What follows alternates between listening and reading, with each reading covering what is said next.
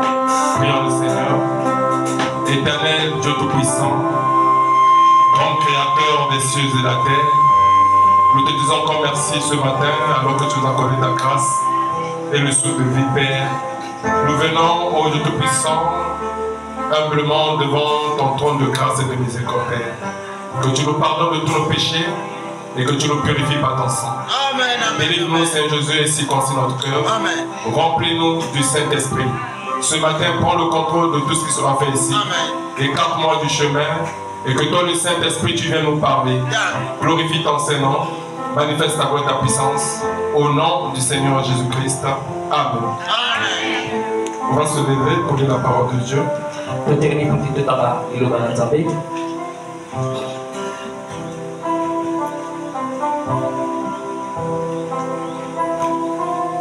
Nous allons lire dans Luc chapitre 24 à partir du verset 27.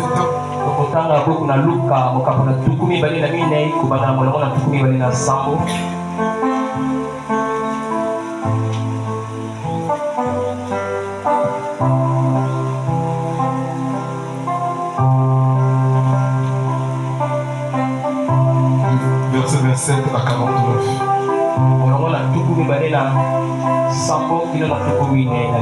Luc chapitre 24, verset 27. Et par Moïse et par le prophète, il leur expliqua dans toutes les Écritures ce qui le concernait. Lorsqu'ils furent près du village où il allait, il parut vouloir aller plus loin. Mais ils le pressèrent en disant: reste avec nous. Car le soir approche. Le jour est sur son déclin. Et il entra pour rester avec eux.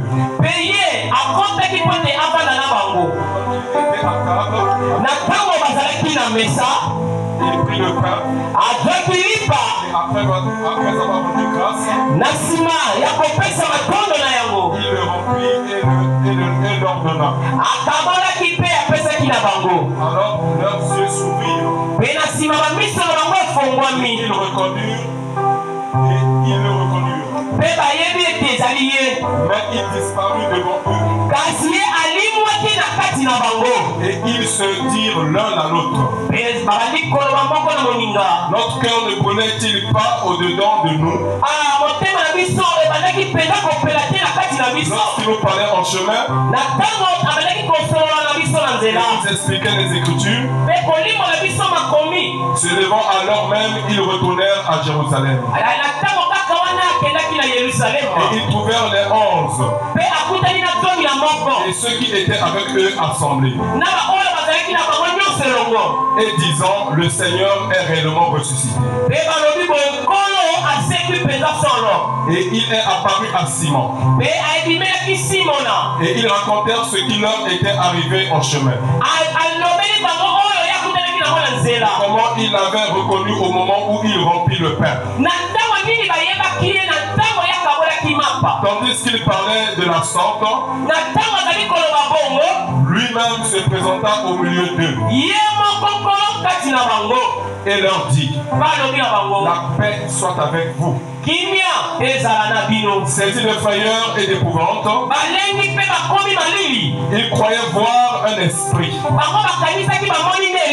Mais il leur dit: pourquoi êtes-vous troublés? Et pourquoi pareille pensée s'élève-t-elle dans vos cœurs? Voyez mes mains et mes pieds, c'est bien moi. Touchez-moi et voyez un esprit n'a ni chair ni os comme vous voyez que j'ai. Et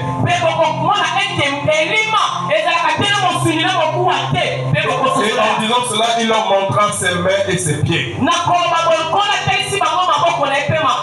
Comme dans leur joie, ils ne croyaient point encore. Et qu'ils étaient dans l'étonnement. Il leur dit: avez-vous ici quelque chose à manger? Ils lui présentèrent du poisson rôti et un rayon de miel. Il en prit et il mangea devant eux. Puis il leur dit, c'est là ce que je vous disais lorsque j'étais encore avec vous. Il fallait que s'accomplisse tout ce qui était écrit de moi dans la loi de Moïse.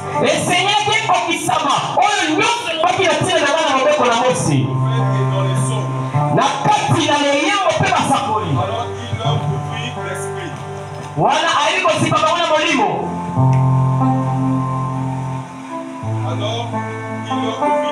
Afin qu'ils comprennent les Écritures. Il leur ouvrit l'esprit afin qu'ils comprennent les Écritures. Et il leur dit, ainsi il est écrit que le Christ souffrirait et qu'il ressusciterait les morts le troisième jour. Et que la repentance et le pardon des péchés seraient prêchés en son nom à toutes les nations, à commencer par Jérusalem. Vous êtes témoins de ces choses. Et voici, j'enverrai sur vous ce que mon Père a promis.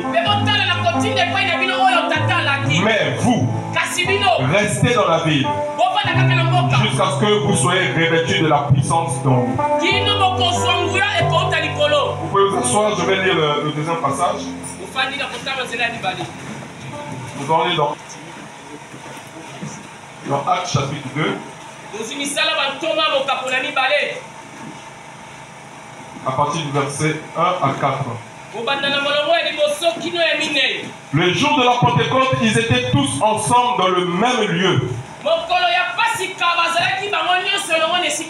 Tout à coup, il vint du ciel un bruit comme celui d'un vent impétueux. Et il remplit toute la maison où ils étaient assis.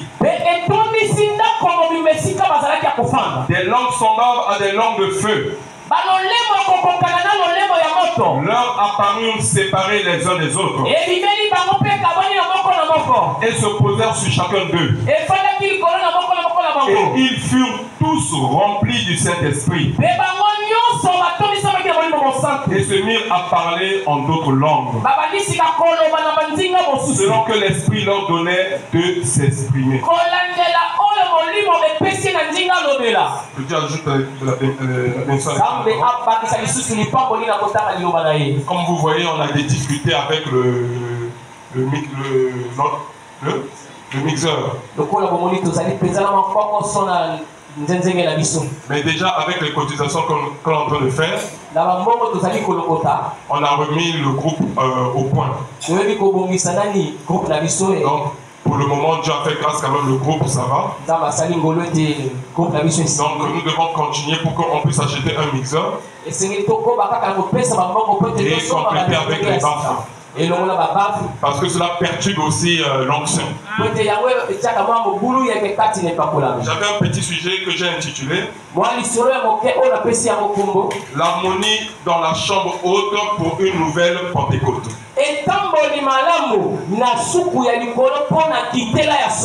Vous savez que demain c'est férié. C'est lundi de Pentecôte. Nous allons un peu parler de cela. Donc l'harmonie dans la chambre haute pour une nouvelle Pentecôte. Donc écoutez bien le titre. Normalement les chrétiens du message doivent avoir un cahier et un bic pour noter. Parce que nous ne sommes pas venus ici en tant que spectateurs, mais nous sommes venus ici en tant que participants. Vous aussi vous devez noter, écrire et repartir à la maison et lire cela, prier et implorer la grâce de Dieu. L'harmonie dans la chambre haute pour une nouvelle Pentecôte. Alléluia. Amen. Donc, on ne peut pas parler de la Pentecôte sans parler de la mort du Seigneur Jésus et de sa résurrection. Parce que le Saint-Esprit ne pouvait pas venir aussi longtemps que Christ n'allait pas à la croix pour mourir. Il fallait qu'il meure pour que l'Esprit qui était en lui puisse retourner sur ses disciples. En réalité, lorsque Christ était sur la terre, toute la plénitude de la divinité habitait corporellement en lui. Il n'y avait plus Dieu quelque part. Mais Dieu était dans son Fils, réconciliant le monde avec lui. Voilà pourquoi ce jour-là, à la croix, lorsqu'on l'avait crucifié, et qu'il poussa un cri lorsqu'il rendit l'âme, la Bible dit que le voile du temple se déchira depuis le haut jusqu'en bas.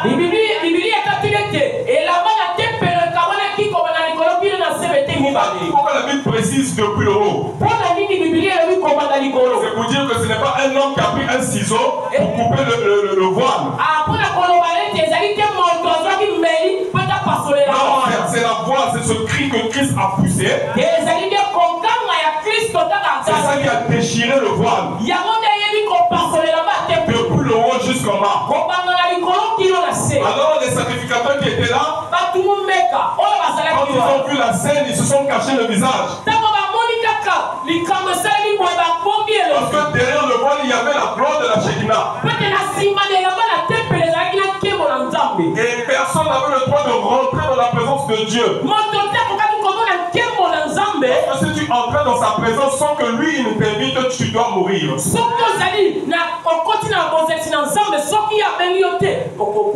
ce jour-là, lorsque le voile s'est déchiré, c'était bizarre. Quand les sacrificateurs ont regardé, il n'y avait plus la colonne de feu là. Mais où était la colonne de feu? Elle était en Christ. Voilà pourquoi à la croix il a dit: Père, Père, pourquoi m'as-tu abandonné? Effectivement, le Père l'avait quitté depuis Gethsemane. Alléluia. Parce qu'il devait souffrir comme un homme. Il devait sentir la douleur. Voilà pourquoi il dit: j'ai peur, je sens de l'effroi et je sens de la peur. Parce que Dieu avait montré comment il devait mourir, comment il devait souffrir de la main des pécheurs, comment ceux à qui il avait prêché l'évangile, les mêmes personnes devaient le rejeter. Alléluia. Amen. Donc depuis le jardin de Gethsemane, le Père l'avait quitté. Alléluia. Amen. Et il devait souffrir seul. Il a essayé de prendre ses disciples afin que les disciples puissent le soutenir dans la prière. Mais quand il est revenu en arrière, il a constaté que les disciples dormaient. Et il les a dit: mais vous n'avez pas pu venir même une seule heure. Il dit: priez afin que vous ne puissiez succomber à la tentation. Et pendant qu'il priait dans le jardin de Gethsemane, la Bible dit que sa sueur s'est transformée en grumeaux de sang.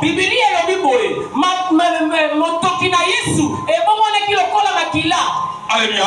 Amen. Ça veut dire que quand il priait, il était entré tellement dans la prière, de l'atmosphère de la prière, qu'il avait vaincu chaque épreuve qui allait venir dans sa vie. Amen.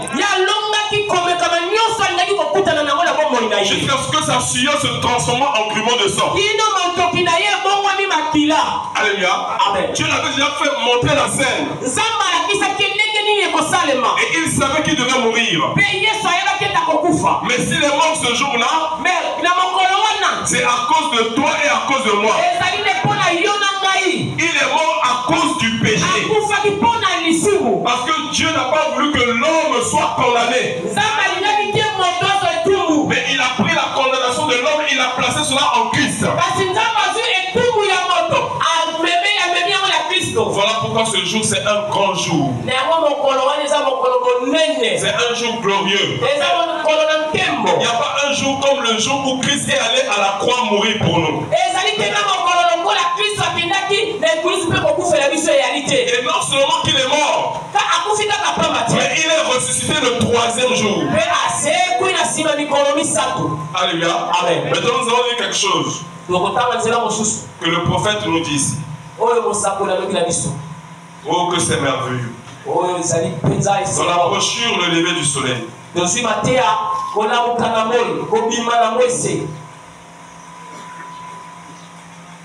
Le lever du soleil,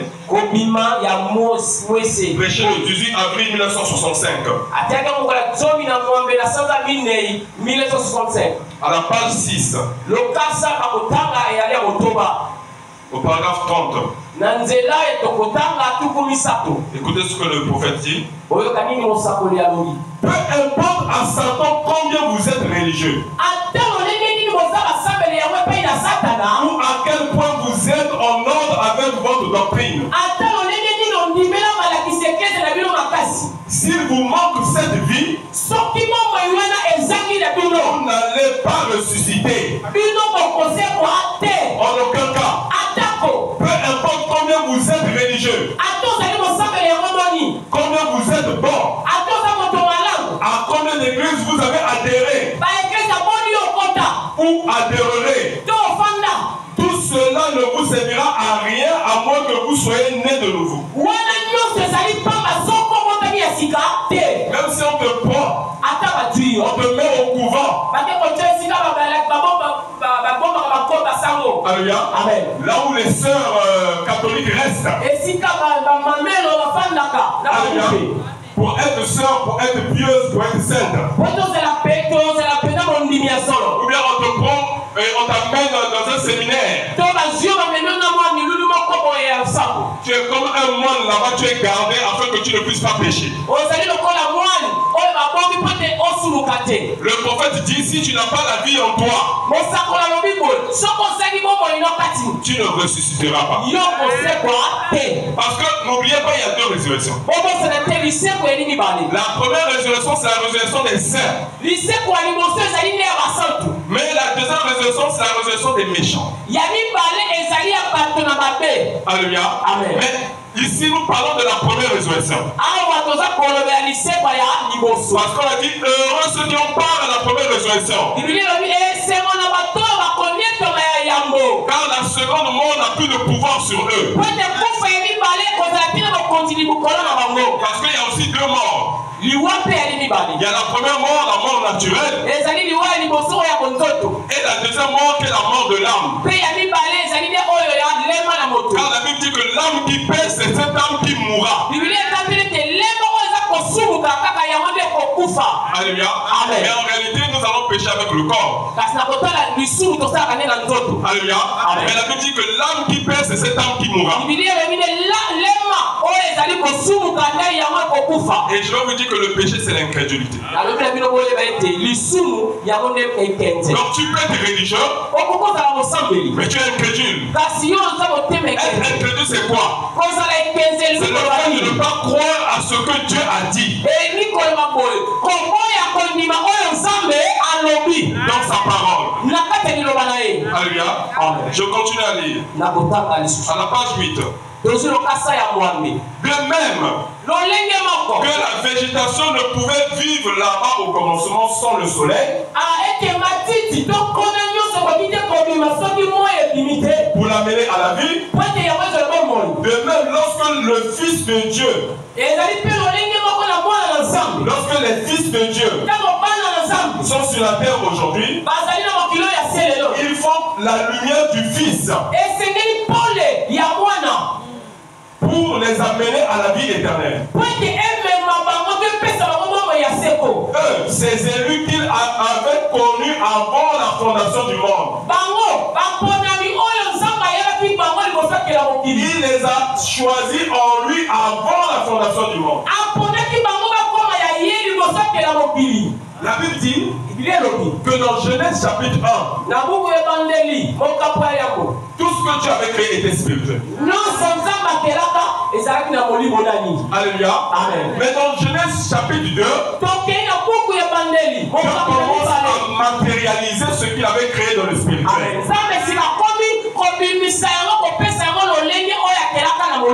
Alléluia. Amen. Mais la Bible dit que la terre était informe et vide. Et Dieu dit que chaque semence se reproduit selon son espèce. Et les semences étaient enfouies sous la terre, comme étant les vestiges d'une civilisation passée. C'est-à-dire que Dieu a pris du temps pour créer la terre. Il n'a pas créé en un seul jour. Alléluia. Ça a pris des milliards et des milliards et des milliards d'années. Mais après cela, qu'il ait créé la terre et qu'il ait enfoui les semences sous la terre,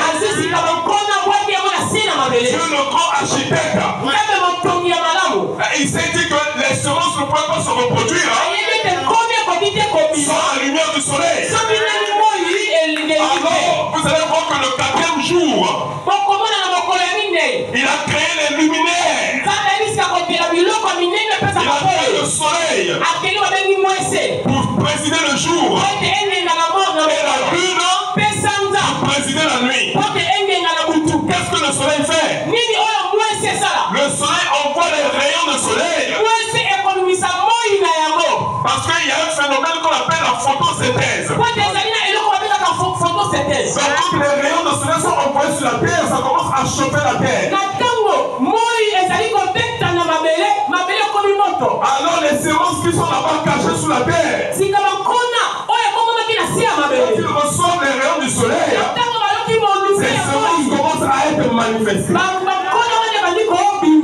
Alors frère Branham dit, comme dans le naturel, il fallait le soleil pour amener les semences à être manifestées, pour amener la végétation à apparaître sur la terre, pour amener les arbres à apparaître sur la terre. Dans le spirituel aussi, il faut que le même soleil Christ, c'est le soleil de la justice, il faudra que lui aussi vienne frapper les semences spirituelles qui sont enfouies dans l'âge de la Odyssée. Oh, n'oubliez pas que l'âge de la Odyssée, c'est le dernier âge dans lequel nous vivons. C'est l'âge des ténèbres. Il y a l'obscurité partout. Mais il y a la lumière du soleil. Mais de quel soleil il s'agit? Ce n'est pas le soleil qui a été créé le 4e jour. Mais c'est le soleil qui était là au commencement. Cette lumière mystérieuse que vous voyez sur la tête de votre mère, c'était ça la lumière. C'est votre Bible. La Bible dit au commencement était la parole. La parole était avec Dieu. Et la parole était Dieu. Et la parole s'est faite chair. Quand la parole se fait chair, elle devient un homme. Et cet homme, c'est le Seigneur Jésus-Christ. Maintenant, la Bible ne s'arrête pas là. On dit que la parole était la lumière des hommes. C'est cette lumière qui éclaire le monde. Alléluia. Et c'est de ça qu'il s'agit ce matin. Nous ne voulons pas parler d'un homme ou d'une église. Mais nous voulons vous parler du Créateur qui a créé toutes choses. Sans la lumière du Fils, les enfants de Dieu ne peuvent pas être manifestés. Amen. Voilà pourquoi il est important que tu viennes à l'église et écouter la parole. dimanche. Que si tu viens dimanche, tu seras un rétrograde. Pour les jours que les portes sont ouvertes, ta place peut être à l'église pour écouter la parole. Je continue à lire. Il dit, oh, il faut la lumière du Fils pour les amener à la vie éternelle. Ces élus qu'il avait connus avant la fondation du monde. Il les a choisis en lui avant la fondation du monde. Et alors, en ce matin de Pâques, mon corps gisait en ce moment-là quelque part dans cette poussière. Car nous sommes faits de la poussière de la terre et du ciel. Et il y avait un livre de souvenirs. Et ses attributs étaient en lui. Il savait que puisque le Fils de Dieu a été ressuscité, il ramènera aussi à la vie chaque fils qui était préordonné pour ce temps glorieux.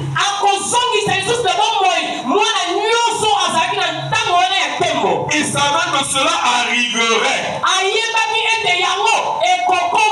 Et c'était un lever du soleil bien plus glorieux que celui du commencement. Paragraphe 45, page 8. Et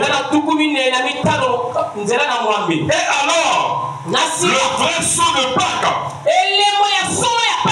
lors de ce lever du soleil, a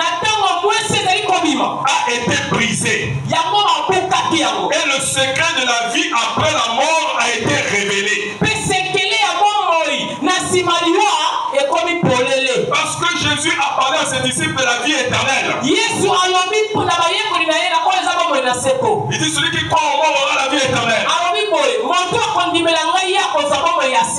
Et il parlait, il dit aura donc au futur. Il dit celui qui croit en moi, même s'il meurt, il ressuscitera. Alléluia. Amen. Donc il les enseignait sur la vie éternelle. Là où on entend que la vie ne s'arrête pas ici sur terre. Là où on entend que la mort n'est pas la fin de la vie. Alléluia. Amen. La mort n'est pas la fin. Mais après la mort, il y a la vie. Amen. Or, c'est ce jour-là, ce jour de résurrection. Quand il ressuscita, il prouva ce qu'il avait dit. Il a démontré devant ses disciples qu'en réalité, il y a une vie après la mort. Jusqu'aujourd'hui, beaucoup de chrétiens se posent des questions. Où on va après la mort? Qu'est-ce qui se passe après la mort? La réponse est en Jésus-Christ. Pour un chrétien qui est bien enseigné, il sait qu'après la mort, on va quelque part. On va se reposer quelque part en Christ. Alléluia. Je continue à lire. Il dit ici. Et alors, le vrai saut de Pâques, lors de ce lever de soleil, a été brisé. Et le secret de la vie après la mort a été révélé. Avant ce temps-là, nous ne connaissons pas. Le monde enténébré tâtonnait par-ci par-là. L'homme, proposition, supposition. Dans le cœur de l'homme, il y avait des théories, des traditions fabriquées. L'homme adorait des idoles. Il adorait le soleil. Il adorait toutes sortes de dieux. Tous ces gens qui ont fait des déclarations sont tous allés dans la tombe. Et ils sont restés. Alléluia. Amen. Donc vous allez voir que dans la Bible, il y a eu des grands personnages. Comme Moïse. Mais Moïse est mort. Et il n'est plus jamais revenu à la vie. Ésaïe est mort. Jérémie est mort. Les prophètes sont morts. Alléluia. Amen. Même Josué est venu, il a compris. Il a compris Canaan. Et après ça, Josué aussi est mort. Alléluia. Amen. Donc ils ont été des conquérants. Mais tous face devant la mort, ils étaient impuissants. Et il n'y a pas un homme religieux qui est chef d'une religion qui a pu vaincre la mort. Mahomet est mort. Bouddha est mort. Tous ces gens savent qui Émile, on dit que c'est un Dieu, il est mort. Un Dieu mort. Ça n'existe pas.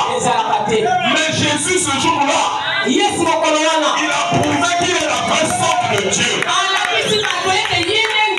a prouvé qu'il est le Dieu vivant. Quand vous lisez dans l'Apocalypse, il dit je suis celui qui est, qui était et qui vient.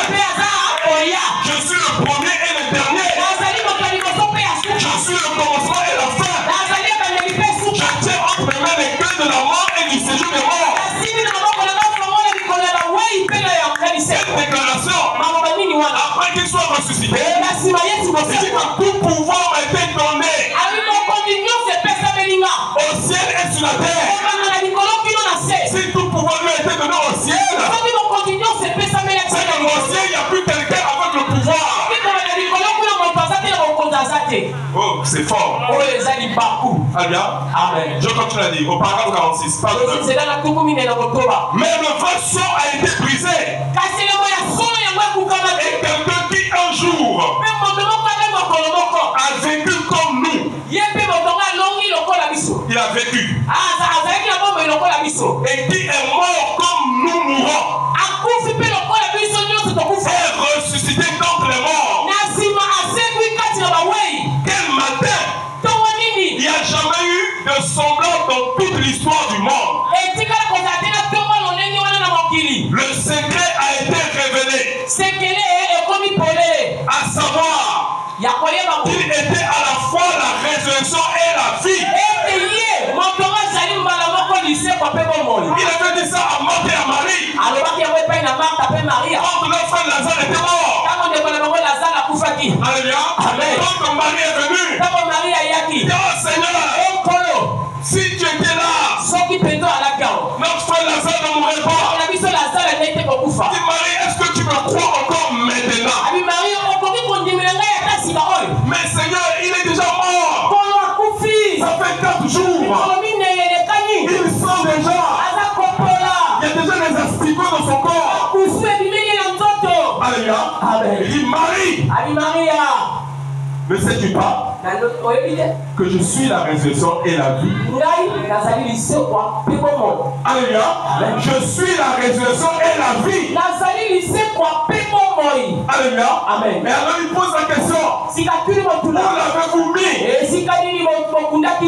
Et on a montré une tombe sur laquelle il y avait une grosse pierre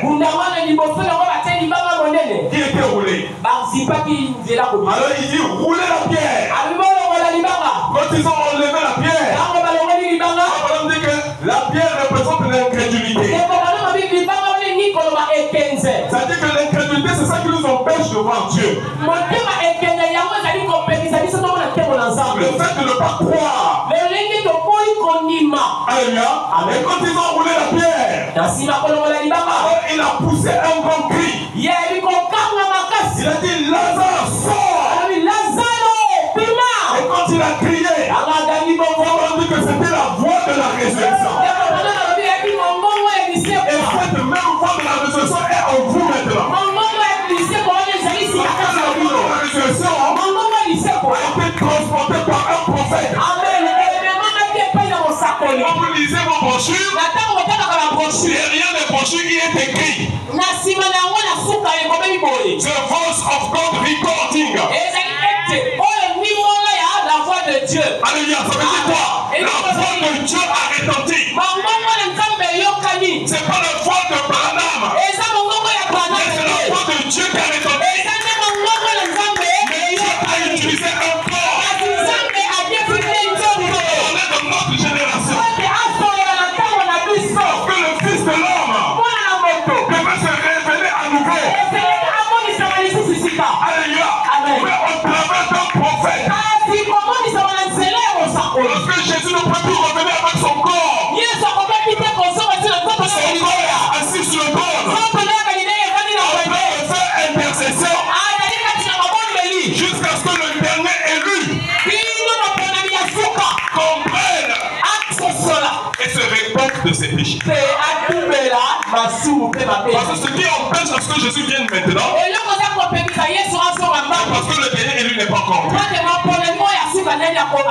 Peut-être qu'il est ici à jubiler. Mais il est encore dans l'esprit de Coméra. Il doit se repentir et entrer dans la parole, naître de nouveau, recevoir Christ. Et dès qu'il va entrer, alors la garde est levée. Christ quitte le trône et Dieu réclame ses sujets. Alléluia. Mais tant que le dernier élu ne reprendra pas, Jésus-Christ ne pourra pas venir. Parce qu'il est écrit qu'il ne perdra personne. Donc les noms sont écrits dans le livre. Si ton nom est écrit dans le livre, alors il doit continuer à intercéder jusqu'à ce que tu reçoives le Saint-Esprit. C'est sa mission. Alléluia. Amen. Je continue à dire. Il dit ici. Au paragraphe 46. Même le vrai son a été brisé. Et quelqu'un qui un jour a vécu comme nous. Et qui est mort comme nous mourons. Est ressuscité d'entre les morts. Quel matin. Il n'y en a jamais eu de semblable dans toute l'histoire du monde. Le secret a été révélé. À savoir qu'il était à la fois la résurrection et la vie. Et lorsqu'il est ressuscité ce matin-là, il a dit, parce que je vis, vous vivrez aussi.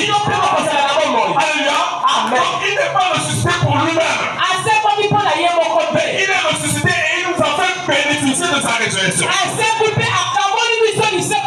Donc les chrétiens, ce sont les bénéficiaires de la résurrection de Christ. Moi je suis ressuscité. Vous aussi vous allez ressusciter. Alléluia. Amen. Je continue à lire. Et lorsqu'il est ressuscité ce matin-là, il a dit parce que je vis, vous vivrez aussi. Il ne fut pas le seul bénéficiaire de la résurrection. Mais toutes les autres semences qui reposaient dans la glorieuse promesse de Dieu furent aussi bénéficiaires de cette résurrection. Alléluia. Parce qu'il avait dit parce que je vis, vous vivrez aussi. C'est là le brisement du sceau. Parce qu'il a été élevé. Tous ceux qui sont en Christ seront aussi élevés avec lui. Savez-vous que lorsqu'il mourait à la croix, la Bible dit que lorsqu'il a poussé le cri et qu'il a remis son âme entre les mains du Père, les tombeaux s'ouvrirent. Alléluia. Amen. Les tombeaux s'ouvrirent. Il y eut un grand tremblement de terre. Et la Bible dit que lorsqu'il est ressuscité, Plusieurs sœurs ressuscitèrent avec lui. Ils étaient près de 500. Alléluia. Amen. Alors ils se promenaient dans la ville de Jérusalem. Et ils apparaissaient aux gens et ils disparaissaient. Donc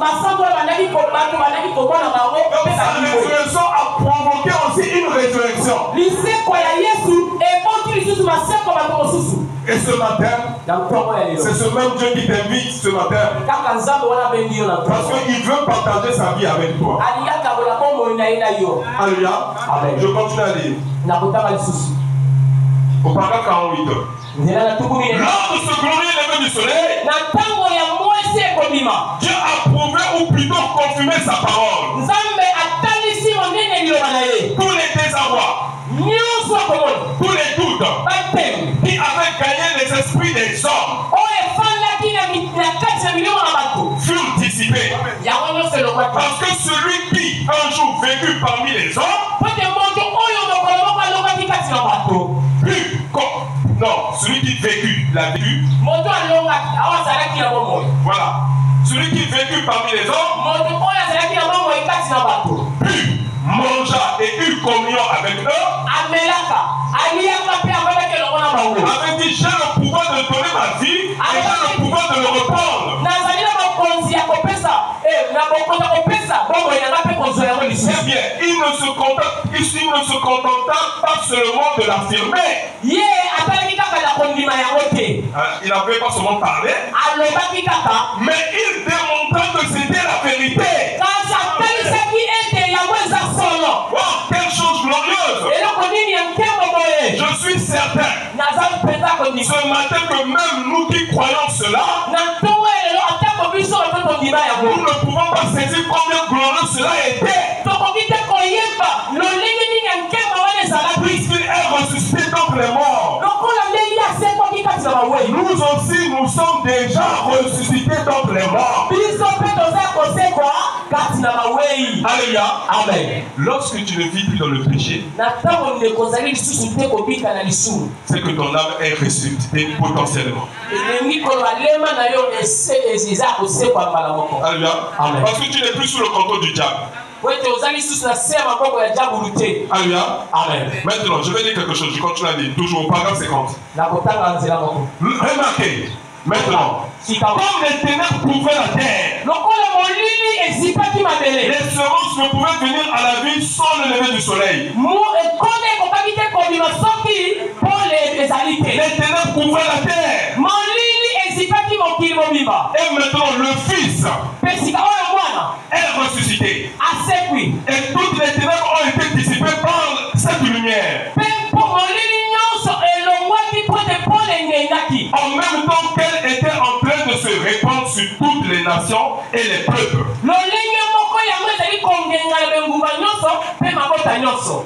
En disant, il n'est pas ici, mais il est ressuscité. Quelle déclaration! Il a confirmé sa parole. Il a confirmé comme étant la vérité. Parce qu'il avait dit à ses disciples, en détruisant ce temple, mais le troisième jour, moi je le rebâtirai. Alléluia. Amen. Les gens disent, le temple que Salomon a construit pendant 45 ans. Et quand tu vas le détruire, et en 3 jours tu vas rebâtir le temple. Les gens avaient compris cela scientifiquement. Mais après il va vers ses disciples, il dit que ce n'est pas le temple de Salomon que je parle. Mais je parle de mon propre corps. Parce que l'homme me tuera. Alléluia. Amen. Par les païens. Alléluia. Amen. Les prêtres vont me tuer. Mais le troisième jour, je ressusciterai. Et il a confirmé sa parole. Il a montré que sa parole était la vérité. Alléluia. Amen. Dans la brochure, le véritable saut de Pâques.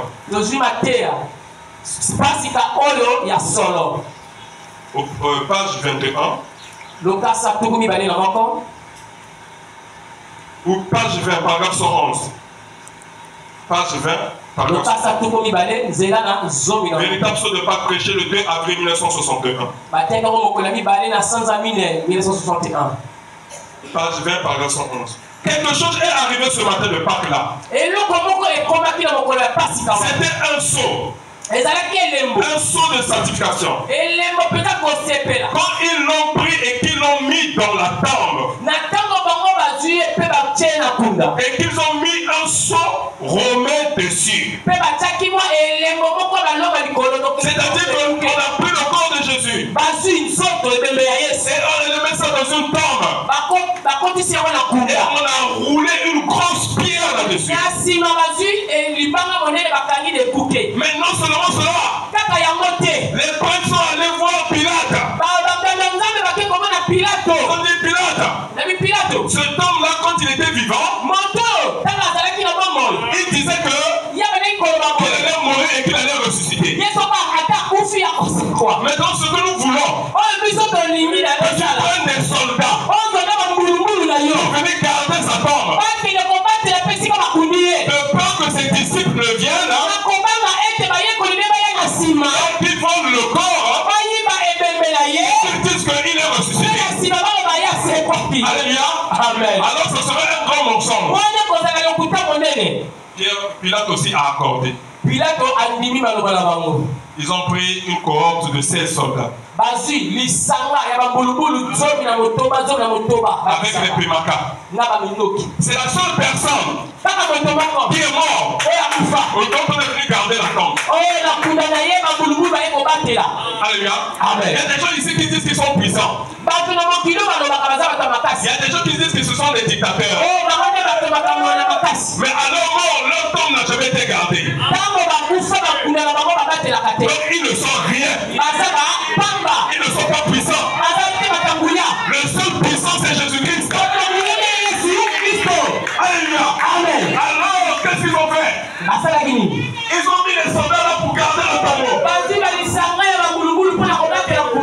Mais est-ce que vous pouvez garder la vie? Alléluia. Amen.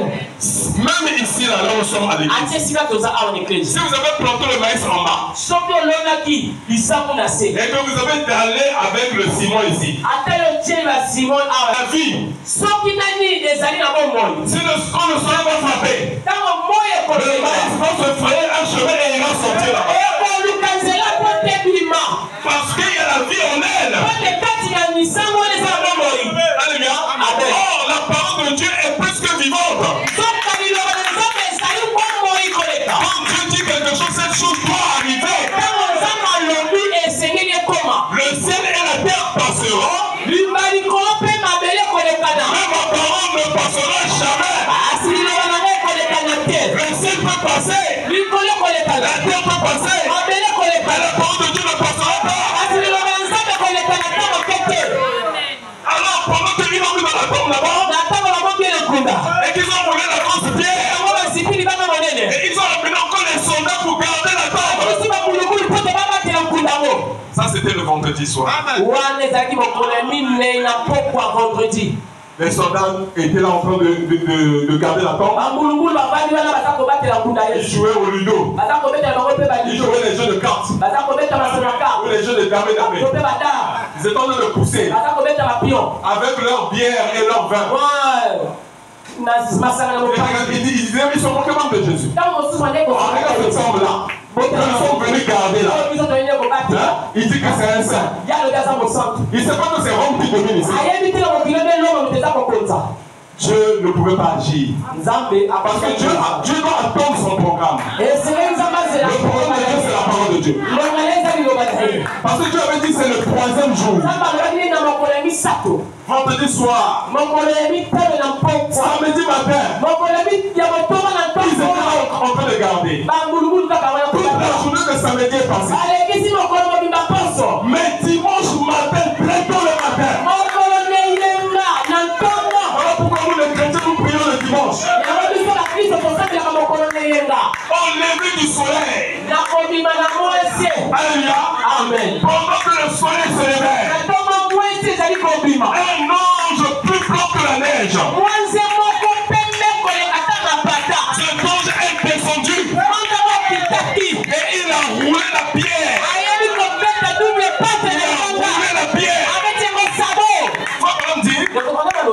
Alléluia.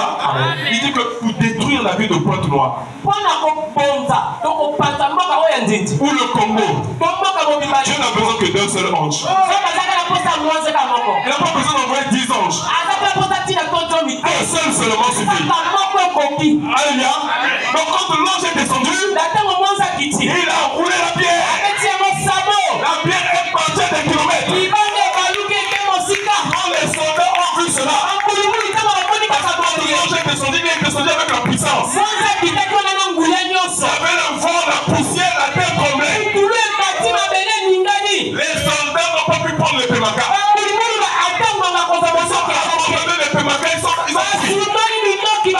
Et Jésus est sorti du tombeau libre et vainqueur. Alléluia. Amen. Il est sorti vivant du tombeau. Les soldats sont allés voir les prêtres. Ils ont dit, le monsieur là, il est vraiment ressuscité. C'est vrai. Il est ressuscité. Nous ne voulons pas ce message là. Le jour des miracles est déjà passé. Le jour des miracles est déjà passé. Nous ne voulons pas répéter le message ici. Prenez de l'argent et allez-y dire aux gens que ce sont ces disciples qui sont venus voler son corps. Alléluia. Mais il était réellement ressuscité. Oh, que c'est merveilleux. Je continue à lire. Il dit ici.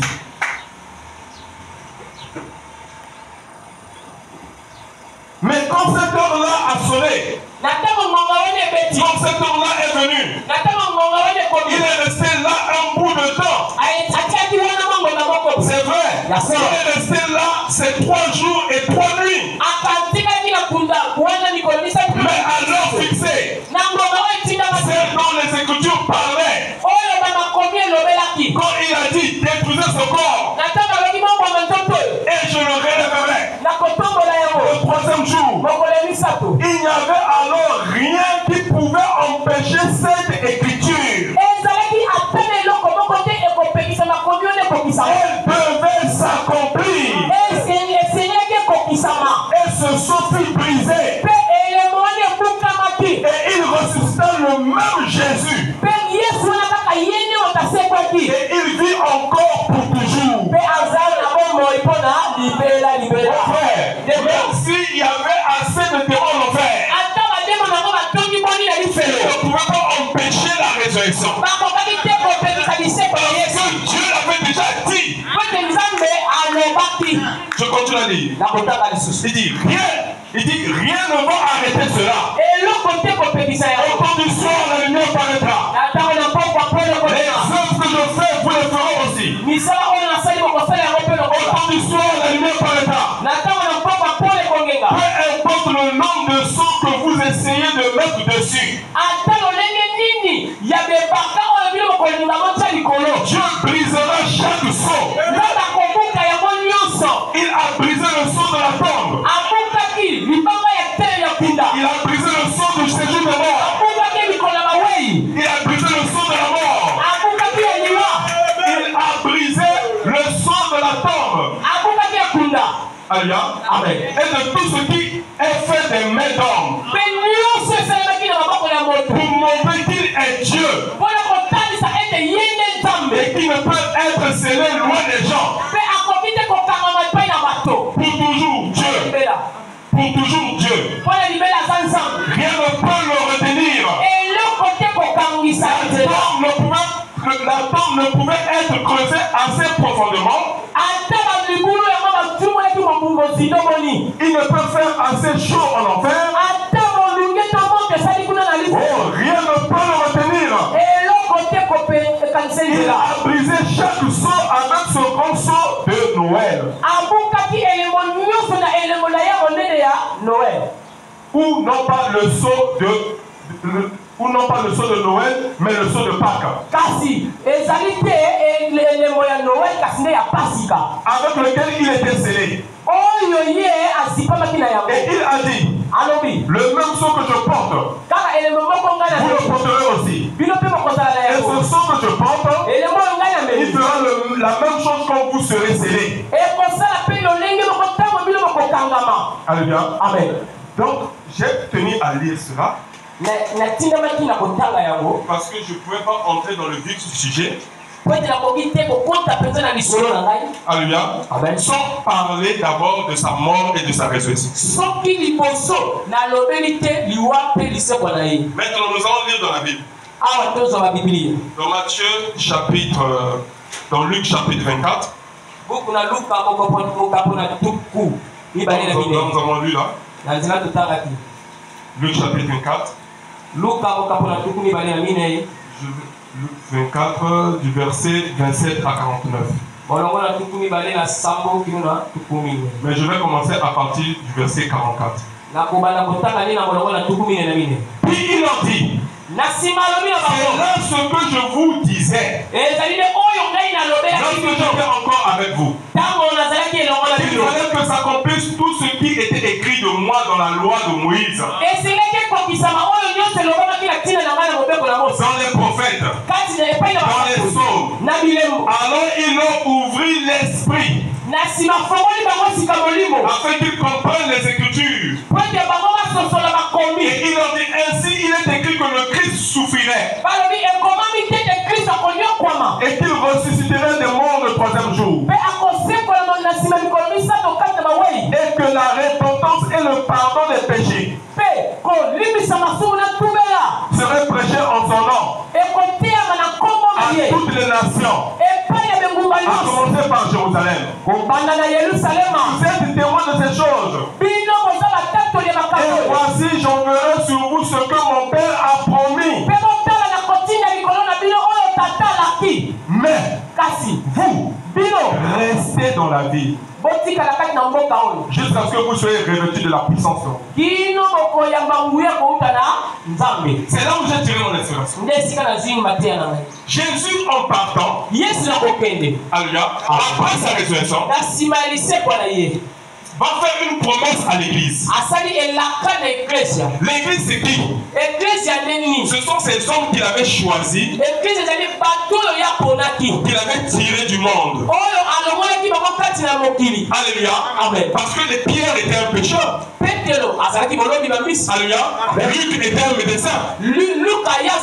C'était des hommes qui faisaient des activités. Alléluia. Amen. Quand Jésus les a appelés pour le travail de Dieu, pendant les 3 ans et demi que Jésus a marché avec eux, ils avaient laissé leurs activités là. Et ils recevaient les enseignements de Jésus. Amen. Comment ils vivaient? Ils vivaient des offrandes que le peuple donnait. Parce que Jésus avait un travail à faire. Le travail c'était quoi? C'est que Jésus voulait sauver le monde. Mais à lui seul, il ne peut pas faire ce travail. Ce travail est un travail difficile. Il a besoin des gens qui doivent porter sa parole. Alléluia. Il a commencé par 12 apôtres. 12 disciples. Alors quand il est ressuscité, il s'est fait voir à ces 12 là. Et aux femmes qui avaient cru aussi en lui. Alors il s'est fait voir. Alors on comprend que la promesse est une réalité. Mais malgré qu'il s'est fait voir à eux, cela ne pouvait pas être réel pour eux. Pour que cela soit vraiment réel, il fallait qu'ils reçoivent le Saint-Esprit. Alléluia. Amen. On peut te prêcher la parole. Tu peux venir à l'église tous les jours. Mais cette parole, avant qu'elle devienne réelle en toi, il faut que tu passes par le processus de la nouvelle naissance. Pourquoi nous avons des problèmes aujourd'hui à l'église? Nous avons beaucoup de gens qui ne sont pas nés de nouveau. Ils viennent seulement à l'église. Ils viennent chauffer les morts. Ils viennent seulement en tant que membres de l'église. Mais ils ne sont jamais nés dans le corps de Christ. Qu'est-ce que Jésus les a dit? Vous allez recevoir une puissance. Mais c'est après mon départ. Parce que je m'en vais pas, vous n'allez pas recevoir la puissance. Alléluia. Mais le conseil qu'il les a donné. Écoutez le conseil qu'il les a donné. Il dit vous allez recevoir une puissance venant de mon Père. Mais vous restez à Jérusalem. Alléluia. Amen. Il ne les a jamais dit pendant combien de temps. Mais restez à Jérusalem. Ne quittez pas la ville de Jérusalem. Restez veut dire quoi? Restez ensemble. Amen. Restez dans l'unité. Restez dans la communion. Amen. Amen. C'était ça que Jésus voulait. Et c'était ça le commandement de Jésus. Que nous devons rester ensemble. Parce que si nous ne restons pas ensemble, l'esprit ne descendra pas. Regardez le titre. L'harmonie de la chambre haute, pour une nouvelle Pentecôte. Quand il n'y avait pas l'harmonie, quand il n'y avait pas l'unité, quand il n'y avait pas la cohésion, tu ne pouvais pas descendre. Jubilé, je suis en train de vous parler. Tant que vous ne serez pas unis, tant que vous n'avez pas laissé tomber les barrières, le Dieu de Marcel ne peut pas agir dans l'église. C'est vous-même qui avez détruit l'atmosphère. Ce n'est pas moi. C'est vous-même qui avez détruit l'atmosphère. C'est vous-même qui avez fait des corps dans votre maison. Vous avez fait des corps. Alléluia. Ce n'est pas moi. Je n'ai jamais prêché la division. Mais j'ai toujours prêché l'amour et l'unité.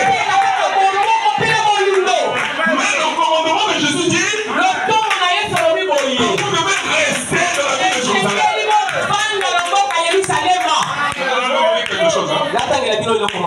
Je vais vous dire quelque chose. Là, je commence à rentrer dans mon message. Il fallait que je parle d'abord de lui. Alléluia. Écoutez ce que fait Madame dit dans la brochure. La communion par la réconciliation du sang.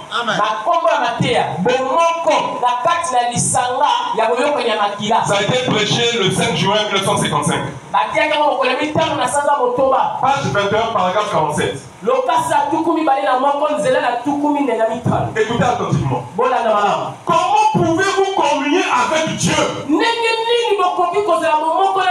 lorsque vous n'arrivez pas à communier les uns les autres? Lorsque les églises ont des différends, qu'elles font des histoires, qu'elles se querellent, qu'elles se disputent, tout simplement entre elles, comment pouvons-nous nous attendre à aimer Dieu quand nous ne pouvons pas nous aimer les uns les autres?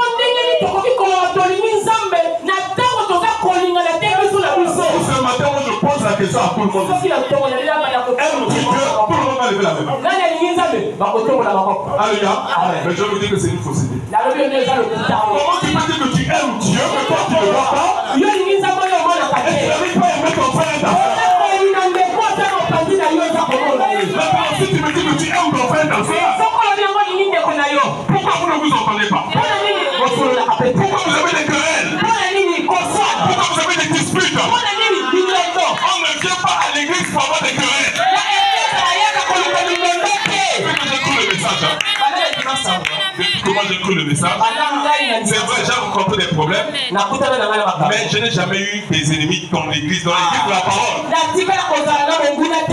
Jamais, jamais. Jamais. Ennemis, frères et sœurs. Jamais. Mais il y a des gens qui m'ont critiqué. Il y a des gens qui ont parlé du mal de moi. Mais je les ai aimés. Comment se fait-il ici à jubiler? Vous n'avez pas vous aimer. Vous n'avez pas vous pardonner. Vous n'avez pas vous supporter. Et vous voulez recevoir le Saint-Esprit. L'harmonie de la chambre haute. Pour une nouvelle Pentecôte. Vous voulez la Pentecôte? Vous devez d'abord être en harmonie. Regardez l'harmonie qui règne entre l'époux et l'épouse. Elle lui révèle sa parole. Elle la reçoit et n'en doute pas. Alléluia. Mais qu'est-ce que nous constatons aujourd'hui? C'est le contraire. L'église est devenue un champ de bataille. Et tout ça, vous voulez mettre ça sur le dos du pasteur. Hey, je ne suis pas responsable. Pour le vivant du pasteur Marcel, vous avez eu des querelles. Vous avez eu des disputes. Vous n'avez jamais réglé vos différends. Je ne sais pas. Peut-être que Dieu enverra d'autres personnes qui vont prendre le message et qui vont avancer. Pourquoi nous avons toujours des querelles? Frère Branham dit que c'est le monde de nouvelle naissance. Comment pouvez-vous communier avec Dieu lorsque vous n'arrivez pas à communier les uns les autres? Lorsque les églises ont des différends, qu'elles font des histoires, qu'elles se querellent, qu'elles se disputent, tout simplement entre elles. Nous attendre à aimer Dieu comme nous ne pouvons pas nous aimer les uns les autres. Je pense que c'est le moment où toutes les barrières devaient être démolies. Et où nous devrions tous être unis, une grande unité. Mon frère, ma soeur, quand je lis dans Actes des Apôtres, on va lire ça dans Actes chapitre 2. Qu'est-ce que c'est parce que le jour de la Pentecôte? À partir du premier verset. Le jour de la Pentecôte, ils étaient tous ensemble dans le même lieu. Donc ça veut dire qu'ils avaient obéi à la parole de Jésus-Christ. Ils étaient tous ensemble dans le même lieu. Il y avait l'harmonie. Alléluia. Parce qu'il faut qu'on chante une chanson. Il a dit que dans l'arche de Noé, il y avait le lion. Le lion ne disait pas que moi sur la terre j'étais mort. Le lion n'était pas allé dévorer la vache. Mais dans l'arche de Noé, il y avait l'harmonie entre les animaux. Ils se comprenaient. Ils se pardonnaient. Ils se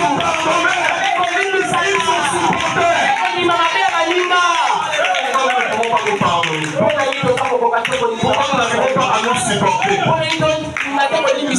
C'est qu'il y a un problème. Ah, tant pis, vous êtes en train de poser le message. Chacun va rendre compte à sa manière. Moi j'ai prêché. Le pasteur Marcel a prêché. Ceux qui ne vont pas mettre en pratique. Mais ils vont rencontrer le Seigneur Jésus. J'ai pas amené la photo de la colonne de feu en couleur. Je vais amener ça. J'en ai à la maison. Je vais amener, on va plaquer ça ici. Vous voyez les yeux de Jésus. Frère, c'est le soleil. C'est-à-dire qu'il ne rit pas. Il est en colère contre la terre. Il est en colère contre le péché de cette terre. Parce qu'il va juger ce monde sans pitié. Surtout ceux qui ont écouté et qui n'ont pas obéi. Amen. Il n'y aura pas de pitié pour eux. Jésus donne une parabole. Il dit qu'il y avait quelqu'un qui était très riche. Mais il y avait des gens qui travaillaient sous lui. Ils étaient à deux. Il y a un qui lui devait peut-être $500. Et il y a quelqu'un qui devait $50. Alors il a vu que les deux là ne pouvaient pas le payer. Il dit, je suis riche. Laissez ça. Alléluia. Mais celui qui devait $500, il y a quelqu'un qui le devait $10. Alors il a dit, comment $10? Je n'ai pas encore l'argent. Sois patient, je vais te rembourser. Je t'amène en prison. Il a mis en prison. Les gens qui étaient là ont écouté. Mais le gars est mauvais. On a remis ses $500. $10, il le met en prison. Mais le patron ne l'a pas mis en prison. Il faut devant le patron. Il faut devant le patron, le Seigneur Jésus-Christ. Moi je vous ai pardonné vos péchés à vous tous. Sans rien. Gratuitement. Mais toi tu n'as pas pardonné ta soeur. Toi tu n'as pas pardonné ton frère. Il n'y a pas de problème. Tu vas passer à la barre du jugement. Tu passeras à la barre du jugement. Parce que tu n'arrives pas à pardonner. Pardonner c'est chrétien. Si tu n'arrives pas à pardonner, donc tu n'es pas encore un chrétien.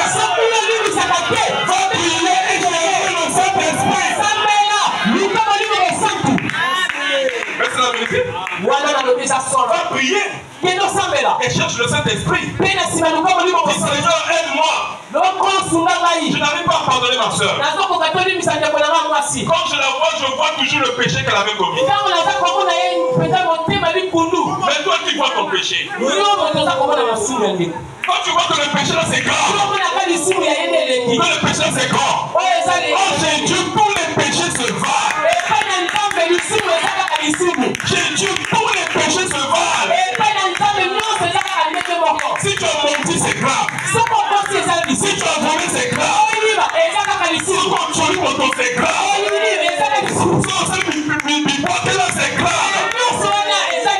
Tous les péchés se valent. Alléluia. Parce que les gens pensent que le vrai péché c'est tomber avec les femmes. Mais je vous dis la vérité. Au ciel, il n'y avait pas de femmes. Mais Lucifer est tombé comment? Par orgueil. Si tu es orgueilleux, c'est un péché grave. Si tu parles du mal des gens, c'est un péché grave. Tu dois se repentir. Le diable va nous polluer ici à l'église. Mais il ne va pas polluer l'atmosphère à l'église. Nous avons une église pure. Une église propre. Alléluia. La Bible dit dans Jean qu'ils étaient tous dans un même lieu. En train de faire quoi? En train de faire quoi? En train de faire quoi? En train de confesser leurs péchés. Vous pensez que les disciples n'avaient pas de problème? Ils avaient des problèmes. Il fallait qu'ils règlent tous leurs problèmes. Alors quand Dieu a vu qu'ils étaient dans l'harmonie, qu'ils étaient dans l'unité, alléluia. Alors Dieu est obligé de descendre.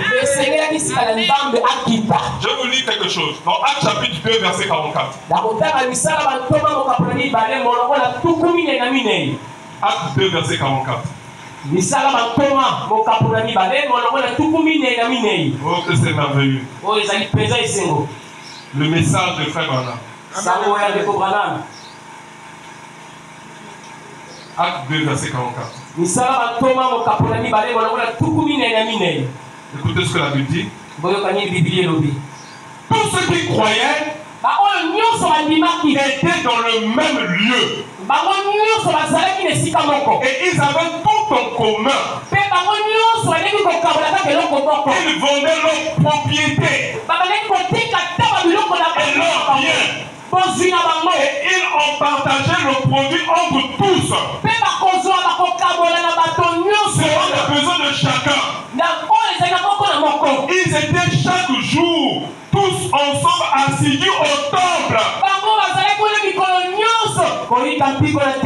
Toi qui choisis les jours de culte. Elle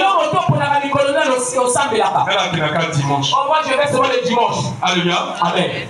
Donc ton Dieu c'est seulement dimanche. Pourquoi tu ne manges que dimanche? La Bible dit que l'homme ne vivra pas de pain seulement, mais de toute parole qui sort de la bouche de Dieu. Toutes les fois, tous les jours où on ouvre l'église, ta présence devait être là. Et si tu ne le fais pas, c'est pas contre moi que tu as péché, mais c'est contre ton Dieu. Et tu en rendras des comptes. Voilà pourquoi la Bible dit que beaucoup de gens se plaignent. Oh, moi j'ai tel problème. Mais ils se plaignent. Mais ils oublient ce qu'eux-mêmes ont fait. Alléluia. Ils ne sont pas fidèles à Dieu. Pourquoi tu veux que Dieu puisse te bénir? Pendant que toi tu t'es pas sacrifié. Alléluia. Tu dois apporter ton sacrifice. Ta vie doit être un sacrifice. Chez Dieu c'est pas facilement fait. Pour prêcher ce message, il m'a réveillé à 2 h du matin. Allez, c'est fini le sommeil. Voici le titre que tu dois me prêcher à mon église. Donc, je dois me préparer la prédication au milieu des moustiques. Je peux pas aussi, sinon je ne peux pas faire. Parce que je suis un soldat qui a été recruté. Et je reçois les ordres du grand général. Donc ce qu'il dit de faire, c'est ça qu'on doit faire. Alléluia. Amen. Donc je continue à lire. Acte chapitre 2. Verset 44. Tous ceux qui croyaient étaient dans le même lieu. Et ils avaient tout en commun. Ils vendaient leurs propriétés et leurs biens. Et ils ont partagé le produit entre tous. Selon les besoins de chacun. Ils étaient chaque jour tous ensemble assidus au temple. Ils rompaient le pain dans les maisons. Et prenaient leur nourriture avec joie et simplicité de cœur. Louons Dieu et trouvons grâce auprès de tout le peuple. Et le Seigneur ajoutait chaque jour à l'église ceux qui étaient sauvés. Amen. Mais comment veux-tu que Dieu puisse ajouter à l'église? Quand tu ne viens pas à l'église jouer ton rôle. Alléluia. Amen. Même les réunions de prière, vous ne venez pas. Et vous préférez faire des groupes de prière dans vos maisons. Alléluia. Amen. Et vous ne venez pas à la réunion de prière qui a été ordonnée ici à l'église. C'est grave. Si vous faites un groupe de prière à la maison, alléluia, il faudrait que le pasteur soit au courant. Si le pasteur n'est pas au courant, ça c'est une malédiction. Alléluia. Vous ne pouvez pas réunir des gens dans une maison. Alléluia. Pendant que le pasteur n'est pas au courant. Alléluia. Et moi, pour permettre qu'on puisse prier à la maison, je vais d'abord voir votre niveau de prière ici à l'église. Hier, il n'y avait que 7 personnes. À la réunion de prière, 7 personnes. Alléluia. Amen. Donc ça veut dire qu'à l'église, vous n'arrivez pas à prier. Mais vous acceptez d'aller vous réunir dans les maisons. Mais à l'église, vous n'arrivez pas à prier. Donc vous voyez que vous êtes en train de tuer l'église. Vous-même, vous êtes en train de tuer l'église. Par vos agissements, par votre comportement. Alléluia. Et on ne peut pas faire quelque chose sans que le pasteur ne soit au courant. Je vais vous dire l'écriture, hein, parce que vous avez dit, ah, moi, donne l'écriture. Je vais vous donner l'écriture. Je commence par la Bible. Alléluia. Nous allons lire dans 1 Samuel chapitre 13. Je pense que chacun va se repentir. Hein?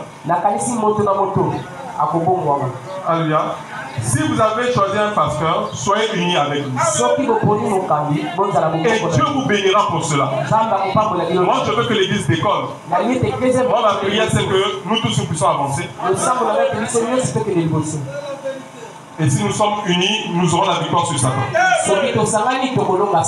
1 Samuel chapitre 13. À partir du verset 2. Saül choisit 3000 hommes d'Israël. 2000 étaient avec lui à Michmash. Et sur la montagne de Bethel. Et 1000 étaient avec Jonathan à Gibéa de Benjamin. Ils renvoient le reste du peuple, chacun à sa tente. Jonathan bâtit le poste des Philistins qui était à Géba. Et les Philistins l'apprirent. Saül fit sonner de la trompette dans tout le pays, en disant que les Hébreux écoutent.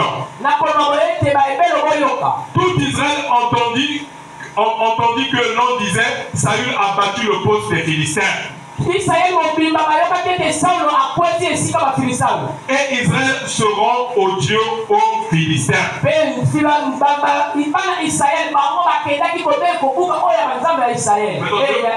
vais vous expliquer ce qui s'est passé. Ce qui a fait la chute du roi Saül, c'est la popularité. Comme vous disiez le roi Saül, s'il a été rejeté et a pris David, c'est parce que Saül et lui voulaient être populaires. Dans 1 Samuel chapitre 13, on nous dit ici que Saül va prendre des soldats. Alléluia.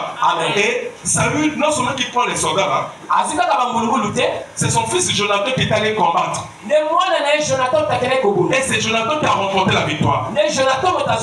Mais Saül vient. Ils sonnent la trompette dans tout le pays, en disant que c'est lui qui a obtenu la victoire contre les Philistins. Maintenant, quand il a fait cela, quand les Philistins ont entendu cela, la Bible dit qu'ils se sont rendus aux yeux des Philistins.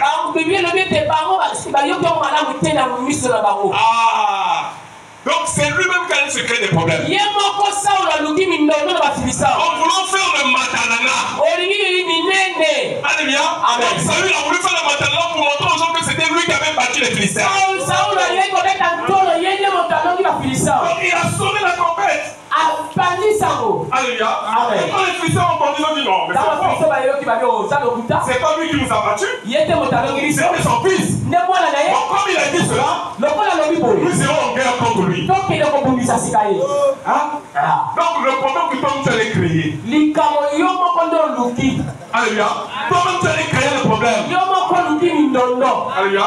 Amen. On n'aime pas ça. C'est pas bien. La langue c'est un petit moment. Mais ça peut brûler toute la forêt. Il faut savoir magnétiser ta langue. Alléluia. Il faut avoir la maîtrise. Tout Israël entendit que l'on disait Saül a battu le poste des Philistins. Et Israël s'est rendu au Dieu aux Philistins. Alors les Philistins, alors je continue à dire, et le peuple fut convoqué auprès de Saül à Gilgal. Les Philistins s'assemblèrent pour combattre Israël. Et ça les convoque pas si. Ah, ça les fait mal. Alléluia. Donc on pense à ça, on connaît que c'est pas qui les a battus.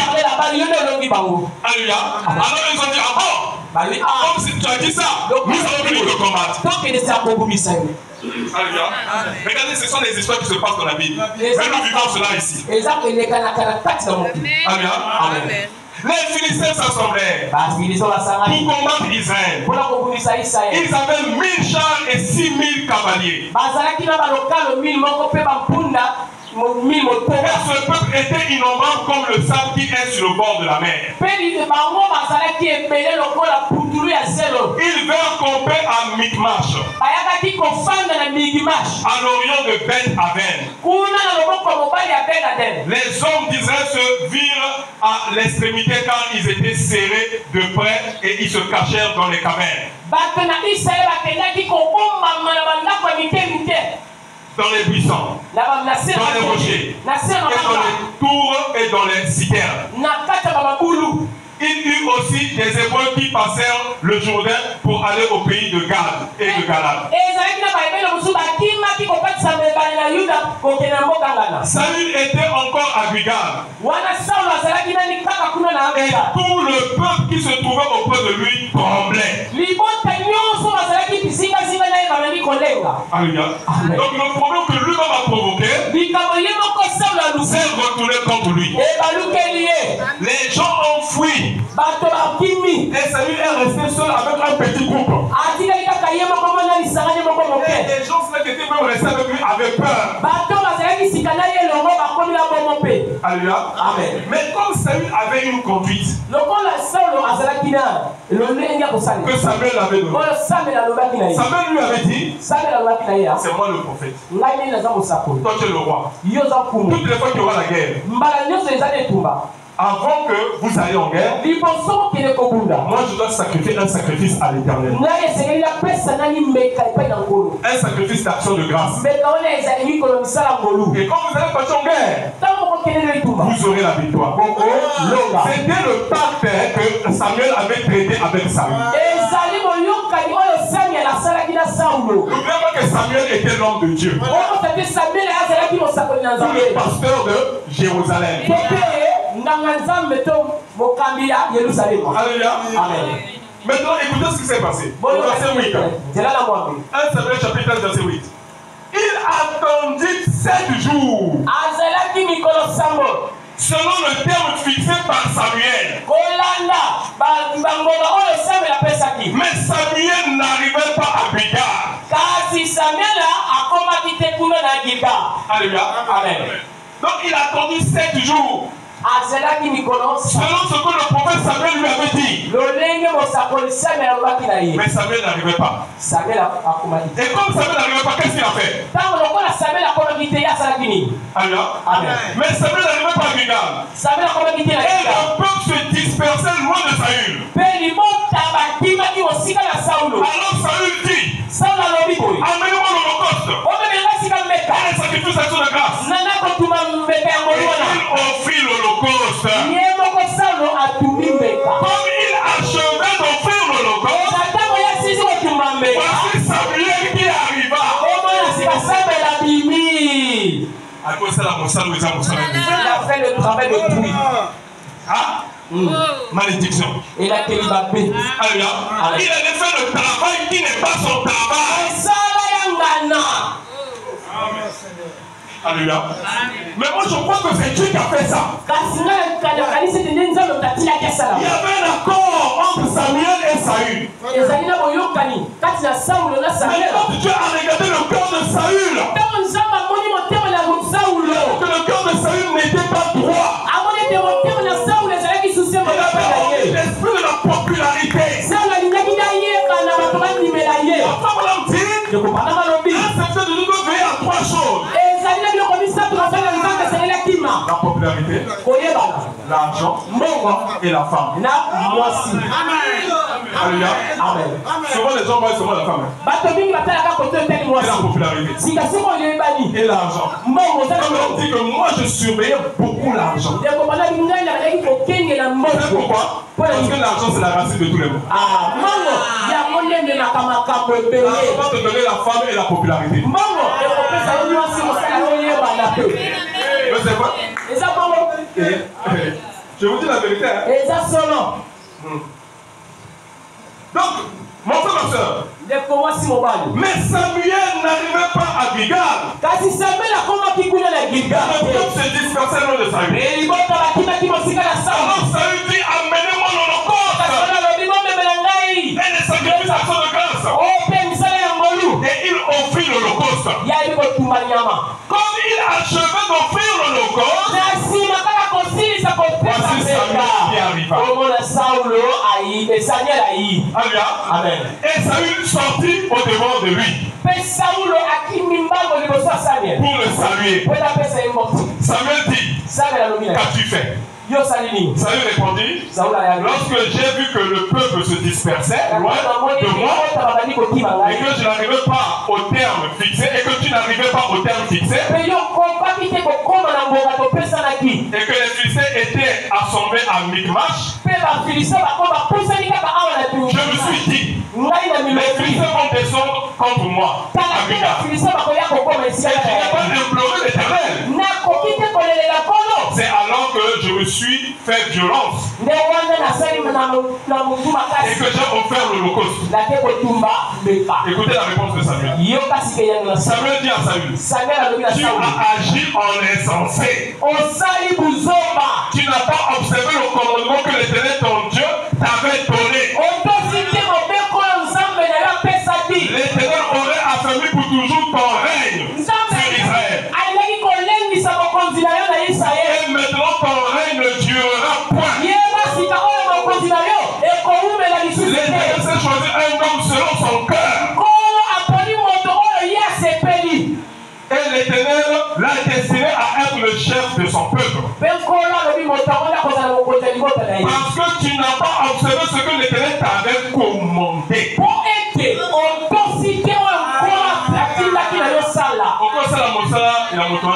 Tu as fait le travail de minuit.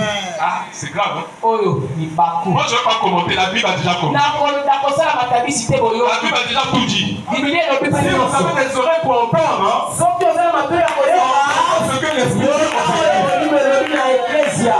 répondez-vous et marchez selon la parole.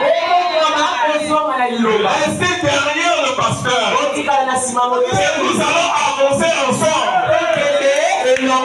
Priez pour moi, je suis un humain. Alléluia. Je peux commettre les erreurs. Parce que je suis un humain. Je ne peux pas vous dire que je suis parfait. Alléluia. Mais nous devons marcher la main dans la main. Je ne veux pas dans cette église qu'il y ait des clos à gauche, à droite. Non, nous devons être unis. Il faut qu'il y ait l'harmonie. Alléluia. Comme il y avait l'harmonie dans la chambre haute là-bas. Bon, il est midi, je vais terminer par ce passage. Je vais lire dans Jean 14. Jean chapitre 14.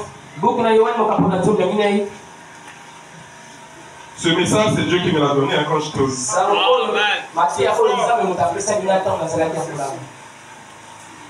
Écoutez ce que Frère dit. Jean 14, verset 21.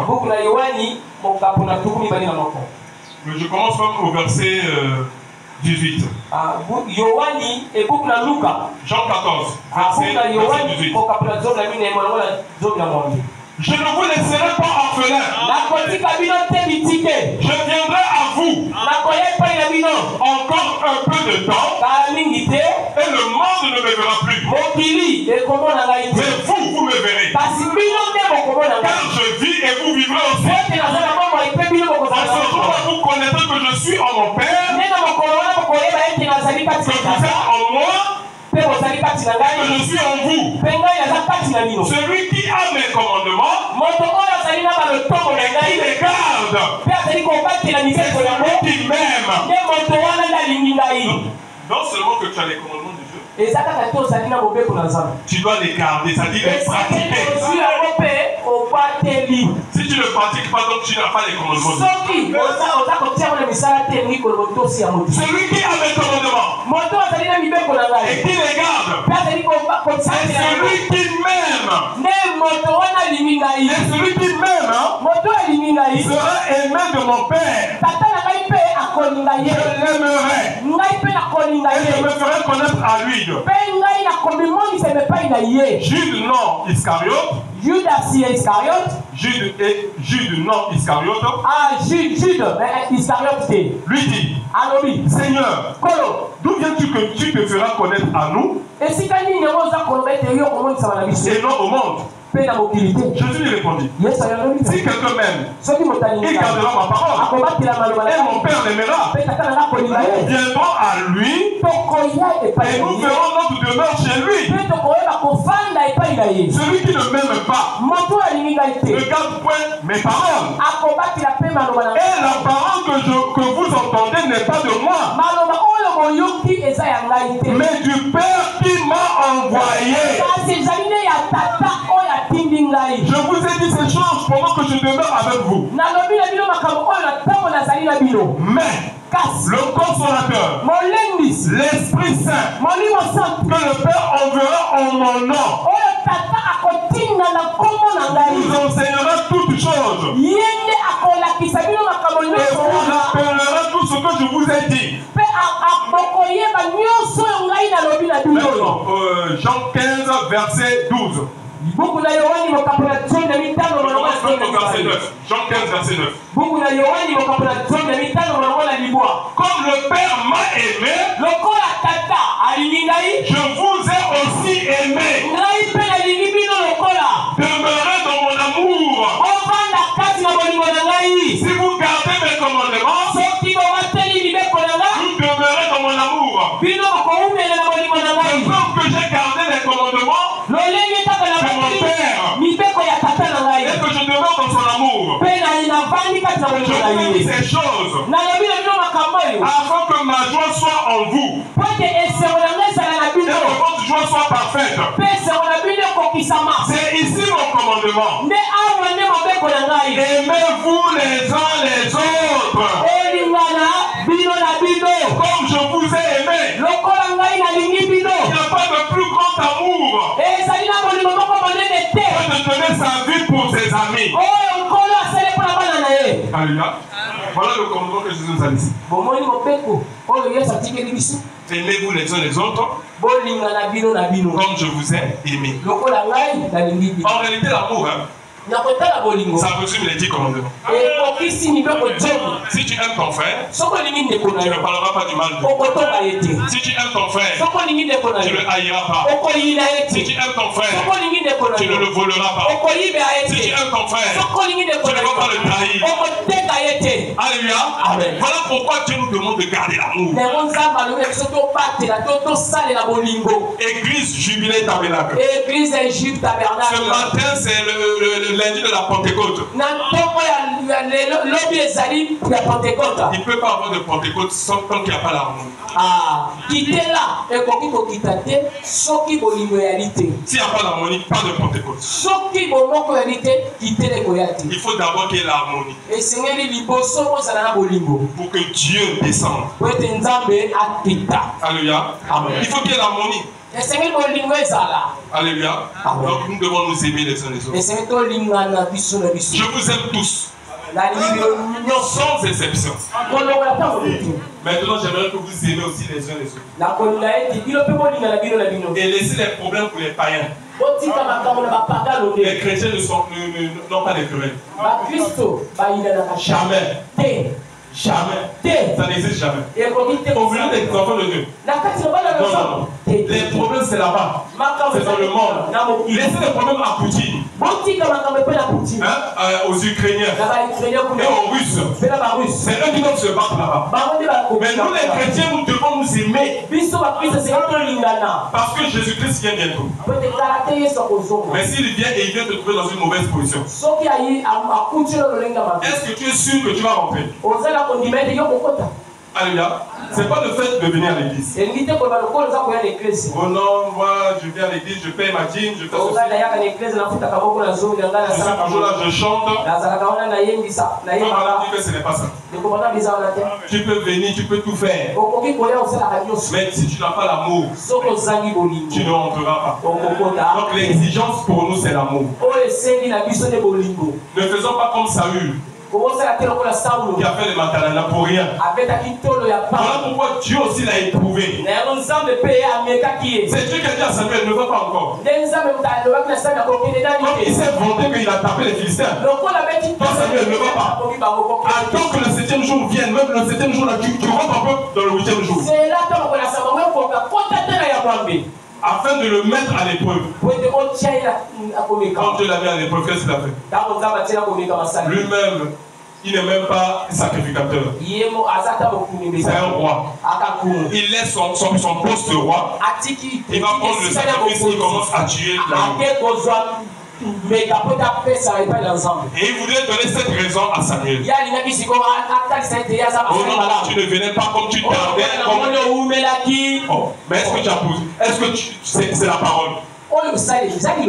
Alléluia. Donc avant de faire quelque chose, il faut être sûr, est-ce que ce que je fais là, c'est la parole? Que Dieu vous bénisse.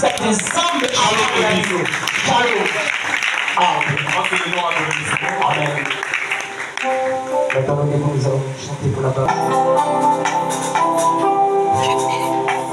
Dieu notre Père Céleste, toi l'ordre invisible, toi le pare-choc, toi le rempart, toi l'étendard, Seigneur Dieu Tout-Puissant, nous te bénissons pour la grâce que tu nous as accordée. Nous te louons, Seigneur, pour tout ce que tu cesses de faire pour nous. Merci pour le message de ce matin, Seigneur de gloire.